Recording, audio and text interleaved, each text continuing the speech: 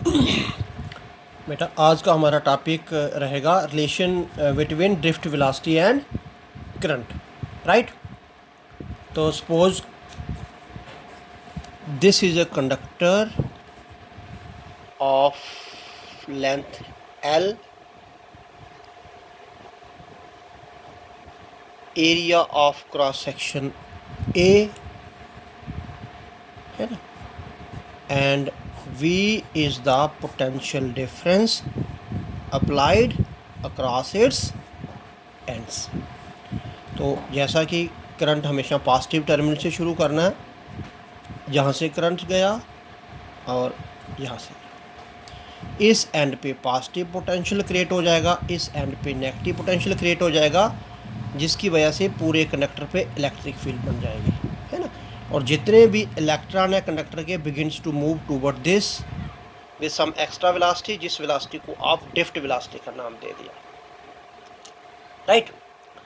अब अगर मैं आपको बोलूं कि पूरे कंडक्टर का वॉल्यूम कितना है, तो कंडक्टर का area of cross section A, conductor की लेंथ L, तो हमारे पास वॉल्यूम जो है AL हो गया, राइट।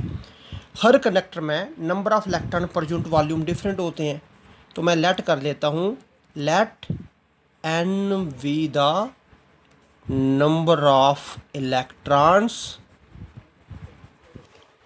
पर unit volume of this conductor, per unit volume, है ना। इसका मतलब हो गया कि पर यूनिट वॉल्यूम में n इलेक्ट्रॉन है, तो पूरे इलेक्ट्रॉन कंडक्टर के अंदर पूरे वॉल्यूम से मल्टीप्लाई कर दो, then number of electrons of the conductor, है ना, उसे मैं कैपिटल N बोलता हूँ, किसके बराबर आ जाएंगे, number of electron per unit volume and total volume of the conductor. तो N जो है NaL आ गया। Let E be the charge on each electron of the conductor, है ना। मान के चलो कि एक इलेक्ट्रॉन का चार्ज E है, नंबर ऑफ इलेक्ट्रॉन इतने हैं, तो हमारे पास पूरे इलेक्ट्रॉन का चार्ज हमारे पास आ जाएगा। तो टोटल चार्ज वो आ जाएगा, नंबर ऑफ इलेक्ट्रॉन्स कितने हैं और एक इलेक्ट्रॉन पे चार्ज कितना है, तो N की वैल्यू NaLe, तो ये चार्ज आ जाएगा, है ना। अब हमें अगर उस कंडक्टर में करंट चेक करना है, तो करंट की definition Q upon T, Q की वैल्यू आपने यहाँ लिखी हुई है NaLe upon T, है ना। आपने L upon T को वेलोसिटी बोला हुआ है। L मीन्स जब जहाँ से लेके जहाँ तक इलेक्ट्रॉन आएगा पूरे कंडक्टर को पास करेगा, है ना, तो वो डिस्टेंस L है। तो इस केस में हम उसे ड्रिफ्ट वेलोसिटी का नाम दे देते हैं। तो हमारे पास I क्या बन जाएगा, NaEL upon T जो है वो ड्रिफ्ट वेलोसिटी, है ना। तो ये एक रिलेशन रह जाएगा करंट और ड्रिफ्ट वेलोसिटी के। एज अब कंडक्टर में नंबर ऑफ इलेक्ट्रॉन्स उतने रहेंगे, area of cross section conductor का उतना रहेगा, एक इलेक्ट्रॉन का चार्ज भी वही रहेगा, है ना। तो NaL आर कॉन्स्टेंट्स, तो ये कॉन्स्टेंट्स हैं, therefore I proportional to Vd हो जाएगा, है। तो देखा आपने कि जितना हमारे पास ड्रिफ्ट वेलोसिटी बनेगी उतना ही कंडक्टर में करंट भी मतलब चलेगा, उतना ही करंट ज़्यादा हो जाएगा। अगर मैं यहाँ पे I डिवाइड बाई A करता हूँ, लेफ्ट साइड को डिवाइड बाई A, तो राइट साइड को भी करेंगे तो ये A ख़त्म हो जाएगा, NaVd, है ना। वाट अगर I डिवाइड बाई A आप देखें तो उसे ये बोला जाता है करंट डेंसिटी,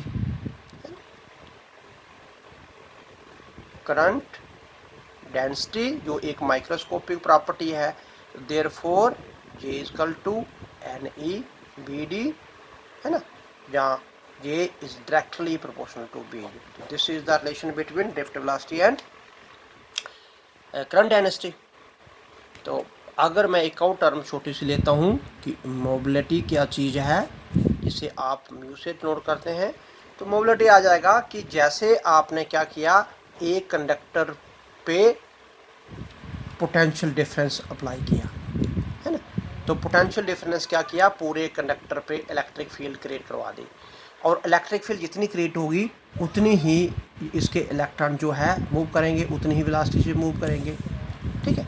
तो हमारे पास क्या आपने करना कि इलेक्ट्रिक फील्ड की यहाँ मोबिलिटी की क्या डेफिनेशन आ जाएगी कि कितनी ड्रिफ्ट वेलोसिटी बनी और कितनी आपने इलेक्ट्रिक फील्ड अप्लाई की थी। तो it is the gain in drift velocity per unit applied electric field, है ना। कि हमारे पास अगर आप इलेक्ट्रिक फील्ड को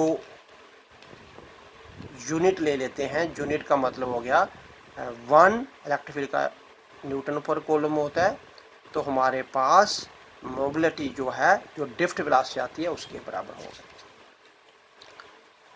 यूनिट क्या रहेगा मोबिलिटी का, अभी आपने देखा ये आता है VD/E।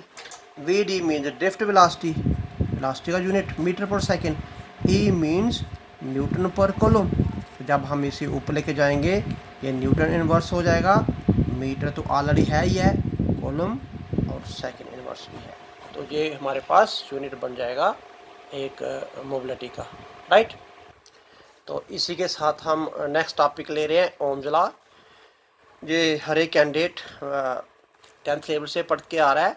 इट मीन जितना पोटेंशियल डिफरेंस अप्लाई करेंगे उतना ही उस कंडक्टर में करंट हो जाएगा, प्रोवाइडेड कि हमारे पास उसमें जो भी फिजिकल कंडीशंस हैं वो चेंज ना हो, है ना। Physical conditions remains constant. Physical condition remain constant का मतलब यहाँ हो गया कि कंडक्टर का अगर हम टेम्परेचर की बात करें तो टेम्परेचर भी वही रहना चाहिए। ये नहीं कि अगर टेम्परेचर पोटेंशियल डिफरेंस बढ़ा रहे हैं और साथ साथ टेम्परेचर भी बढ़ रहा है तो उस केस में मे भी ये लीनियर रिलेशन नहीं आए। तो ये ओम्स ने देखा था कि जितना पोटेंशियल डिफरेंस लगाएंगे उतना ही ये करंट बढ़ता जाएगा। बेसिकली इसको मैं थोड़ा माइक्रोस्कोपिक लेवल पे आके समझाता हूँ। माइक्रोस्कोपिक लेवल पे क्या है, माइक्रोस्कोपिक लेवल पे कि अभी आपने देखा कि ये एक कंडक्टर है ना। जब तक पोटेंशियल डिफरेंस नहीं लगाया, जब तक पोटेंशियल डिफरेंस 0 है तो इसमें करंट भी 0 है।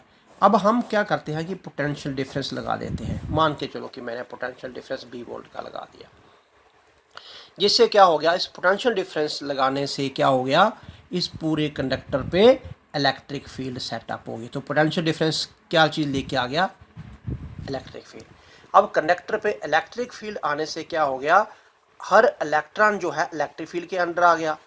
जब हर एक इलेक्ट्रॉन इलेक्ट्रिक फील्ड के अंडर आता है तो समझो कि उस इलेक्ट्रॉन पर फोर्स आ जाएगी। फोर्स आएगी तो वो इट मीन कोई ना कोई एक्सेलरेशन है, उसकी एक्सेलरेशन है तो इसका मतलब हो गया कोई ना कोई उसकी ड्रिफ्ट वेलोसिटी है। तो जब ड्रिफ्ट वेलोसिटी है तो इट मीन्स किसी यूनिट टाइम में कितने इलेक्ट्रॉन जहाँ से बाहर आए वही जहाँ का करंट बन जाएगा, है ना। तो इट मीन्स वही करंट हो जाएगा। तो देखा आपने ये सारे ही पैरामीटर डायरेक्टली प्रोपोर्शनल हैं, ठीक है। तो जो ओम्स लॉ ने पढ़ा, जो आपने जो 10th लेवल पे पढ़ा, 10th लेवल पे आपने इलेक्ट्रिक फील्ड या ड्रिफ्ट वेलोसिटी का कॉन्सेप्ट नहीं पढ़ा हुआ था, तो आपने एक फर्स्ट पैरामीटर ले लिया, एक लास्ट पैरामीटर ले लिया और उनके बीच में बोल दिया कि ये डायरेक्टली प्रोपोर्शनल रिलेशन है। इनफैक्ट ये सारे ही एक दूसरे पे लीनियरली डिपेंड है। इसे लगाने से, इसे बढ़ाने से जब इसे इंक्रीज़ करेंगे ये चीज़ बढ़ जाएगी, ये चीज़ इंक्रीज़ हो जाएगी, ये भी इंक्रीज़ हो जाएगी, ये भी इंक्रीज़ हो जाएगी, ये भी, और जब ड्रिफ्ट वेलोसिटी इंक्रीज़ हो जाएगा तो करंट ऑटोमेटिकली इंक्रीज़ हो जाएगा। अभी अपना ड्रिफ्ट वेलोसिटी और करंट के बीच में डायरेक्टली प्रोपोर्शनल। तो ये चीज़ वही है कि पोटेंशियल डिफरेंस बढ़ाने से करंट भी बढ़ जाता है कंडक्टर के अंदर, ठीक है। अब जब आप इस प्रोपोर्शनलिटी को रिमूव करते हैं तो एक कांस्टेंट लगाते हैं। इस कांस्टेंट को आपने क्या बोल दिया था कि ये उस कंडक्टर की रेजिस्टेंस ऑफ द कंडक्टर है, और जिसका यूनिट की हम बात करें तो यूनिट आपने बोल दिया था इसका ओम, जिसका सिंबल आप इस तरीके से लेके चलते हैं। राइट। अब हमारे पास यहाँ पे क्वेश्चन आ जाता है डिफाइन 1 ओम क्या है। तो बड़ा सिंपल, अभी मैं अगर आपको बोलूँ कि R इजकल टू V/I, अगर किसी कंडक्टर में जो पोटेंशियल डिफरेंस लगाता हूँ मैं 1 वोल्ट का लगाता हूँ, और 1 वोल्ट का पोटेंशियल डिफरेंस लगाने से उसमें 1 एम्पियर का करंट आ जाता है, तो हम देखेंगे कि कितनी रजिस्टेंस है उस कंडक्टर की, 1 volt 1 ampere, it mean 1 volt pair ampere, 1 volt pair ampere को ही 1 ओम बोल सकते हैं, है ना। तो इसका मीनिंग हो गया कि हमारे पास क्या है, एक यूनिट रेजिस्टेंस, है ना। तो resistance is said to be 1 ohm when 1 volt potential difference applied crosses the two ends of a conductor and 1 ampere begins to flow through the conductor। या इन अदर वर्ड्स हम ऐसे बोल सकते हैं कि रेजिस्टेंस जो है कैसे बोलेंगे 1 ओम, व्हेन 1 एम्पियर करंट, ऐसे लिख सकते हैं। तो मैं लिख के बता देता हूँ, resistance is said to be 1 ohm when 1 ampere current flows through a conductor under the potential difference of 1 volt, है ना। ठीक है, अब बेसिकली रेजिस्टेंस है क्या, तो रेजिस्टेंस क्या है कि जैसे ही इस इलेक्ट्रॉन को, जब तक ये इलेक्ट्रॉन पूरा एक सर्कल कंप्लीट नहीं कर लेता, है ना, तो तब तक ये करंट कंट्रीब्यूट ही नहीं करेगा। तो ये इलेक्ट्रॉन जो है, तो करंट हमेशा मैंने आपको बोला कि पॉजिटिव टर्म से ही रखना। तो ये इलेक्ट्रॉन जैसे ही मूव कर रहा है, तो बीच में दूसरे इलेक्ट्रॉन या दूसरे एटम्स या आयंस के साथ ये कोलिजन्स होते हैं। कोलिजन होने से क्या होगा कि उसमें जो सपोज कि हम बोलेंगे उसके मोशन को, जो इलेक्ट्रॉन का मोशन है उसके मोशन में थोड़ी सी अपोजिशन आ जाएगी, रेस्ट्रिक्शन। तो ये सिंपली आप कह सकते हैं रेस्ट्रिक्शन या opposition to the flow of charges, या चार्जेस की जगह से फ्लो ऑफ करंट। तो एक कंडक्टर की रेजिस्टेंस जो है किस फैक्टर पे डिपेंड करती है, तो एक्सपेरिमेंटली देखा कि अगर हमारे पास कंडक्टर जितना लंबा होगा उसकी रेजिस्टेंस जो है उतनी ही ज़्यादा होगी, तो लेंथ पे डायरेक्टली प्रोपोर्शनल।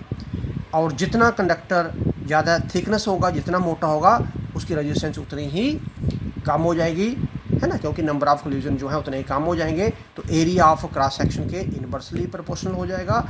अगर हम किसी एक कंडक्टर की बात करेंगे और उसमें ये दोनों पैरामीटर लें, तो ये प्रोपोर्शनल फिर ख़त्म करें तो ये L/A, है ना। तो जहाँ ये रो जो है, जिसे मैं बोलूँगा रो, इस तरीके का सिंबल होता है, इसे बोला जाता है एडजस्टिविटी, RESISTI, एडजस्टिविटी ऑफ द कंडक्टर। तो बेसिकली रजिस्टिविटी क्या है, जैसे मैंने करंट डेंसिटी कंसेप्ट आपको बताया, ऐसे ही रजिस्टिविटी। तो रजिस्टिविटी भी पूरे कंडक्टर की प्रॉपर्टी नहीं है, कंडक्टर के यूनिट वॉल्यूम की प्रॉपर्टी है। रजिस्टिविटी बेसिकली रजिस्टिविटी की डेफिनेशन भी रेजिस्टेंस की तरह ही है, रजिस्टिविटी का काम भी रेजिस्टेंस ही है।